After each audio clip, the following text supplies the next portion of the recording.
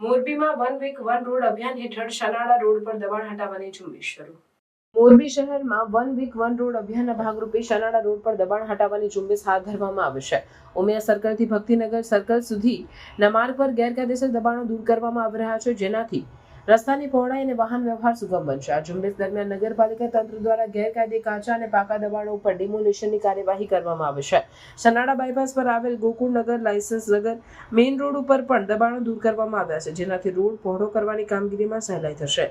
દબાણ હટાવવાની આ કામગીરીથી સ્થાનિક વેપારીઓ અને રહેવાસીઓમાં મિશ્ર પ્રતિસાદ જોવા મળી રહ્યો છે. કેટલાક લોકોએ સ્વેચ્છાએ તેમના બોર્ડ અને છાપરા હટાવી દીધા છે, જ્યારે કેટલાક પરિવારોને તેમના વ્યવસાય પર અસર પડવાની ચિંતા છે. નાગરિકો આશા રાખે છે કે આ ઝુંબેશથી શહેરના માર્ગો વધુ વ્યવસ્થિત અને સુરક્ષિત બને.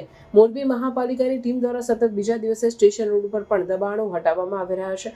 આ ઝુંબેશથી શહેરમાં ટ્રાફિક વ્યવસ્થા સુધારવા અને માર્ગોની પહોળાઈ વધારવા માટે મહત્વપૂર્ણ પગલાં લેવામાં આવી રહ્યા છે, જેનાથી શહેરના વિકાસમાં મદદ મળશે.